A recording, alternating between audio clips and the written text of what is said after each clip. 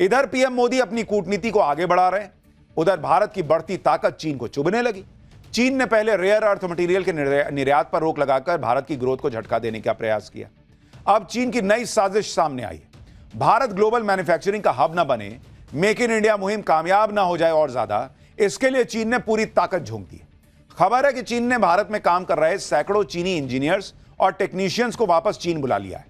ये सारे Chinese engineer और टेक्नीशियन भारत में आईफोन बनाने वाली कंपनी फॉक्सकॉन के लिए काम कर रहे थे। इससे आईफोन के प्रोडक्शन पर सीधा असर पड़ेगा। चीन की इस हरकत का मकसद साफ है कि वो भारत की फैक्ट्री में प्रोडक्शन की रफ्तार रोककर दुनिया की नजर में यह साबित करना चाहता है कि सप्लाई चेन के मामले में भारत भरोसेमंद पार्टनर नहीं। फॉक्सकॉन से 300 से ज्यादा चीनी इंजीनियर्स लौट चुके हैं। सिर्फ मैन पावर ही नहीं, चीन ने ऐसे मशीनों की सप्लाई में भी देरी करना शुरू कर दिया है जो भारत में मैन्युफैक्चरिंग के लिए इंपॉर्टेंट है। दरअसल अभी भी भारत के कई उद्योगों में इस्तेमाल होने वाली भारी और मॉडर्न मशीनरी चीन से आती है और चीन अड़ंगा लगाता है तो हिंदुस्तानी फैक्ट्रीज में प्रोडक्शन पर सीधा इंपैक्ट पड़ सकता है। चीन तेजी से बढ़ते भारत की टांग खींचने में लगा हुआ है, लेकिन भारत ने भी चीन पर ऐसा पलटवार किया कि चीन तड़प उठेगा। अगले दलाई लामा को चुने जाने के मुद्दे पर भारत ने साफ कह दिया कि जो स्थापित व्यवस्था है उसी के मुताबिक उत्तराधिकारी चुना जाएगा। केंद्रीय मंत्री किरण रिजिजू ने साफ कहा कि तिब्बती बौद्ध धर्म के लीडर को ही उत्तराधिकारी चुनने का हक है, इसके अलावा किसी को अधिकार नहीं है।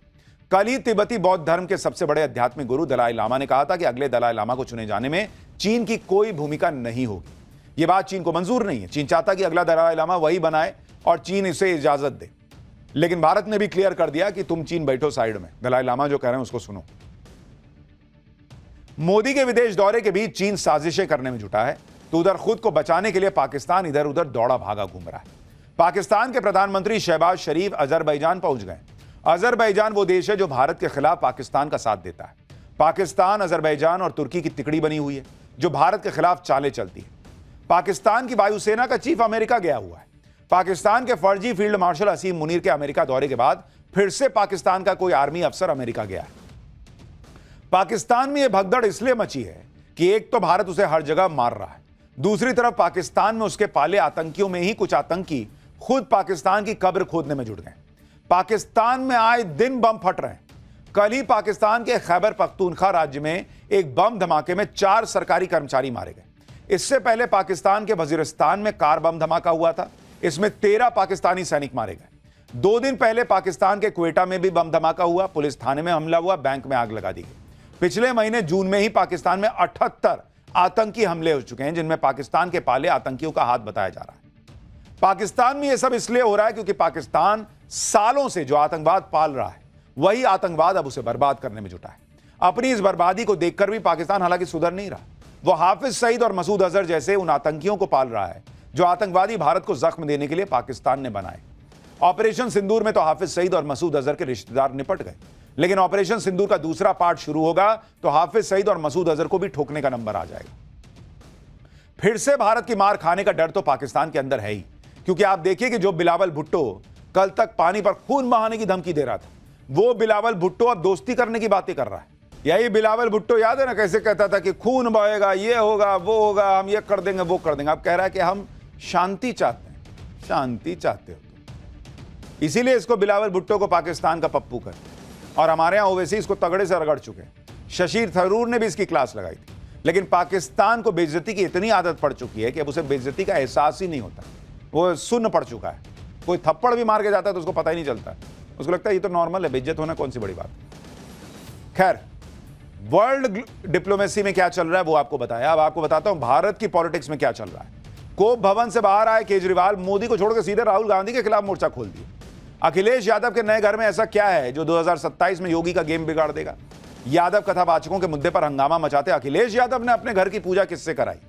मराठी ना बोलने वालों को पीटते राज ठाकरे के लोगों का नवभारत पर मराठी टेस्ट हुआ तो क्या रिजल्ट आया। अब ये पूरी पॉलिटिक्स समझाता हूं। प्रधानमंत्री नरेंद्र मोदी 8 दिनों की विदेश यात्रा पर हैं और यहां भारत में 4 राज्यों में भयंकर पॉलिटिकल घमासान मचा हुआ है। पीएम मोदी को रोकने के लिए बने इंडी गठबंधन के तार अब खुलते जा रहे हैं। अब तो ऐसा माहौल हो गया है कि इंडी वाले एक दूसरे के खिलाफ खुल के तलवारें भांज रहे हैं। उत्तर प्रदेश में अखिलेश यादव अपनी अलग पॉलिटिक्स कर रहे हैं, कांग्रेस तो कहीं पीछे छूटी हुई है। अखिलेश यादव ने पूर्वांचल को साधने के लिए अपना नया आशियाना तक बना लिया। पीडीए के सहारे अखिलेश 27 के सपने बुन रहे हैं। वहीं दिल्ली में हार के बाद केजरीवाल अब कोप भवन से निकलकर बाहर आए हैं। अरविंद केजरीवाल ने तो कांग्रेस को ऐसा झटका दिया कि राहुल गांधी के पसीने छूट गए होंगे। केजरीवाल गुजरात चुनाव की तैयारी करने में लग गए, जो कांग्रेस के होश उड़ा देगी। केजरीवाल बिहार में एंट्री करने की बातें कर रहे हैं। बिहार में तो वोटों के लिए भयंकर मारामारी ऑलरेडी मची हुई है। चुनाव आयोग पर तेजस्वी से लेकर कांग्रेस और ओवैसी निशाना साध रहे हैं। चुनाव आयोग के काम करने के तरीके पर सवाल उठा रहे हैं। लेकिन चुनाव आयोग ने जो जवाब दिया है उससे विपक्षी दल सन्नाटे में। इसी तरह से महाराष्ट्र में हाशिए पर आए उद्धव ठाकरे और राज ठाकरे अब एक होने जा रहे हैं। सोचिए राजनीति में क्या ना हो जाए। बीएमसी चुनाव में कहीं पार्टी का डब्बा ना गोल हो जाए, इसलिए राज और उद्धव मराठी कार्ड खेल रहे हैं। राज ठाकरे के कार्यकर्ता गुंडागर्दी कर रहे हैं, मराठी भाषा के नाम पर खुल के मनमानी कर रहे हैं, पीट दे रहे हैं किसी को भी। लेकिन नव भारत पर जब हमने उनके लोगों से मराठी भाषा पर कुछ सवाल पूछे तो उनका जो ये भाषा का टेस्ट था उसका रिजल्ट क्या आया देखिएगा तो हैरान रह जाएगा। लेकिन ये तो इतना बवाल मचा है ना, बिना ट्रेलर देखे काम होगा। पहले ट्रेलर तो देखिए।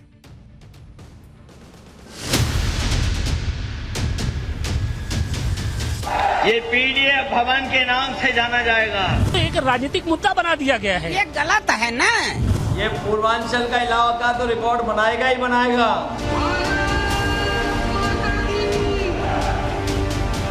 बीजेपी की जेब में या कांग्रेस।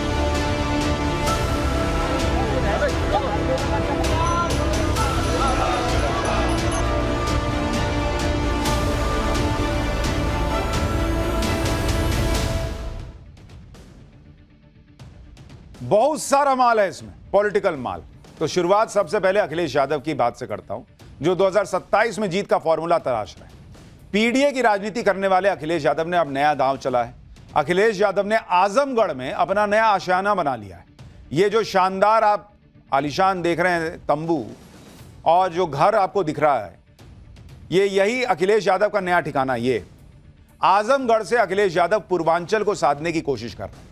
आज पूरे विधि विधान से अखिलेश यादव ने अपने इस घर और दफ्तर का गृह प्रवेश किया। ये वही अखिलेश यादव है जिन्होंने अभी कुछ दिन पहले इटावा में कथावाचक कांड पर जमकर पॉलिटिक्स की थी। तब कहा था कि क्या यादव कथा नहीं सुना सकते, लेकिन जब अपनी बारी आई तो अखिलेश यादव ने काशी के ब्राह्मण से गृह प्रवेश करवाया। वो भी एक नहीं बल्कि 5 ब्राह्मणों से गृह प्रवेश करवाया। इसे पीडीए भवन कह रहे हैं। ना पूजा कराने वाला जो है कोई दलित था, ना कोई आदिवासी था। उन्होंने 5 ब्राह्मण बुलाए और पूजा कराई। अब लोग सवाल पूछ रहे हैं कि क्या अखिलेश किसी यादव से गृह प्रवेश की पूजा नहीं करवा सकते थे? सुनिए अखिलेश यादव के घर में पूजा करवाने वाले पंडित जी ने क्या बताया। हम ही ने कराया। अच्छा, आपका क्या? हम ही ने कराया है। अच्छा, कितने ब्राह्मण थे? हमारे पास 5 ब्राह्मण थे। पार्टी से मतलब नहीं है, मैं ब्राह्मण हूँ, उपरेहित बनकर आया था और इनके बुलाने पर। दूसरी बात, वह इटावा की जो व्यवस्था है वो न्यायालय देख है, वह सरकार वहाँ की देख है, वहाँ ये उत्तर प्रदेश की कि कहाँ से क्या हो रहा है। अब इसके बारे में तो वो नहीं कहा। इसको तो एक राजनीतिक मुद्दा बना दिया गया है, ये गलत है ना।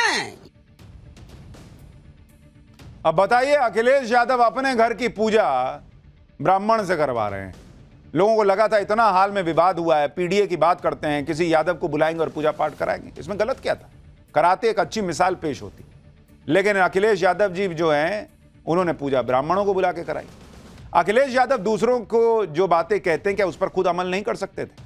अभी कुछ दिन पहले ही अखिलेश यादव ने बागेश्वर बाबा पर आरोप लगाया था कि बागेश्वर बाबा कथा करने के लिए लाखों रुपए लेते हैं, अंडर टेबल पैसे लेते हैं और न जाने क्या क्या। लेकिन आप खुद के लिए आजमगढ़ में शानदार आशियाना बनवा लिया। अखिलेश यादव का यह घर आधुनिक सुख सुविधाओं से लैस है और पूरी तरह से मॉड्यूलर है। आप देखिए, अखिलेश यादव का यह घर 72 बिस्वा यानी करीब 2.25 एकड़ में फैला है। आजमगढ़ के अनवरगंज में यह घर बनाया गया है। घर का नाम अखिलेश यादव ने पीडीए भवन रखा है। घर को 2 मंजिल का बनाया गया है। ग्राउंड फ्लोर पर बड़ा सा मीटिंग हॉल है। फर्स्ट फ्लोर पर अखिलेश यादव रहेंगे। इस कैंपस के अंदर जनसभा भी हो सकती है। यानी अखिलेश यादव ने पूरी तैयारी कर ली है कि वो आजमगढ़ से पूर्वांचल की सीटों पर नजर रखेंगे और 2027 में जीत का रोड मैप तैयार करेंगे।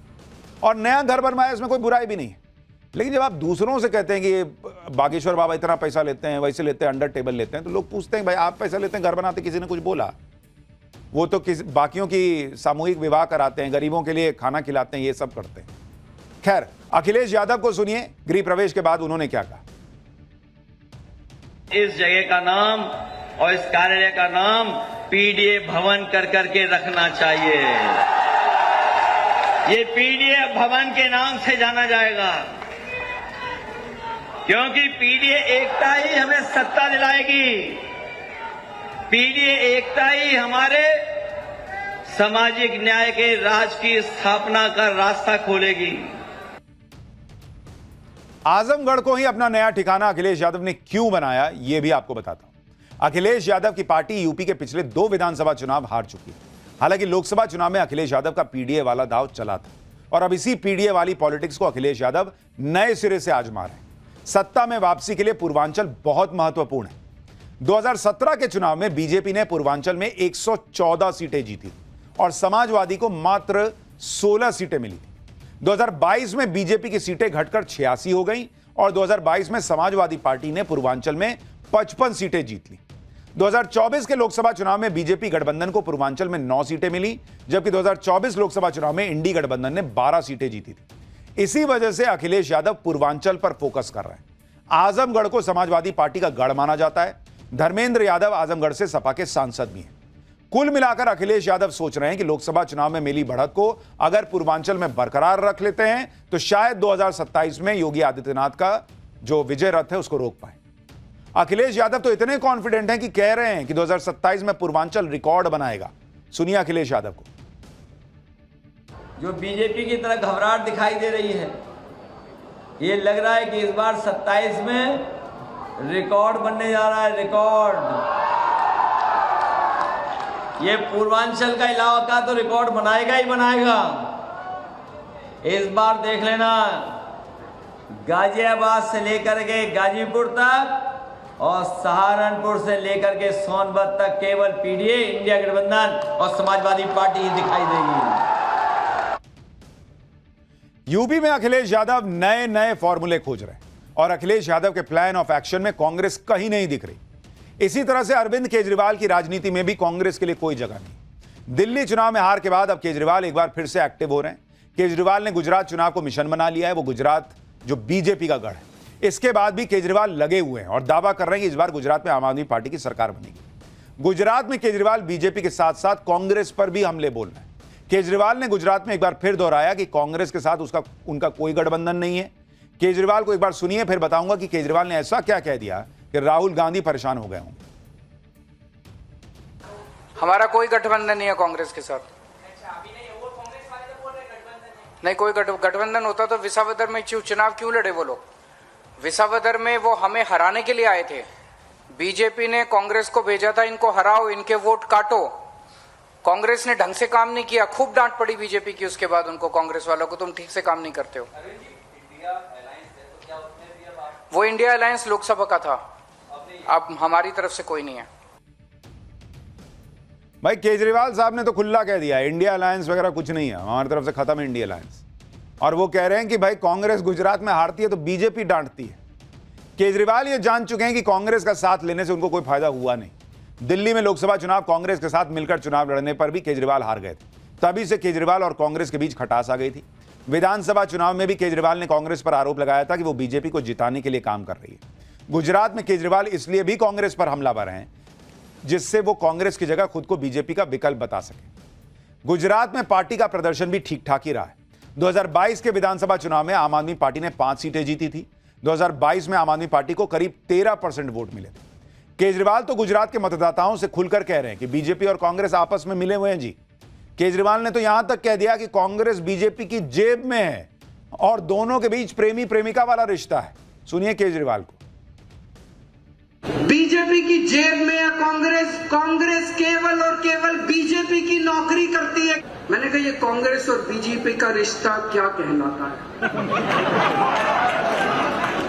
क्या ये भाई बहन का रिश्ता है या ये पति पत्नी का रिश्ता है? आपको क्या लगता है? ये ना भाई बहन का रिश्ता है और ना ये पति पत्नी का रिश्ता है। ये प्रेमी और प्रेमिका का रिश्ता है जो छुप छुप के मिलते हैं।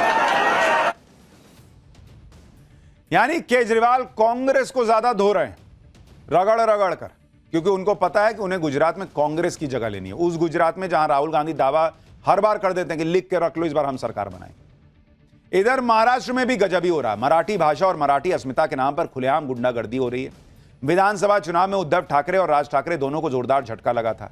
राज ठाकरे तो जीरो पर चले गए। इससे उबरने के लिए अब फिर से मराठी भाषा का मुद्दा उछाल रहे हैं। यह मुद्दा इसलिए भी उठाया जा रहा है क्योंकि बीएमसी चुनाव आने वाले हैं। बीएमसी चुनाव के लिए राज ठाकरे और उद्धव ठाकरे एक साथ रैली भी कर सकते हैं। यानी पूरी कोशिश हो रही है कि किसी तरह से अपनी राजनीतिक जमीन बचाई जा सके। और इस चक्कर में उद्धव ठाकरे और राज ठाकरे दोनों के ही कार्यकर्ता खुलेआम गुंडागर्दी कर रहे हैं, लोगों को मार रहे हैं।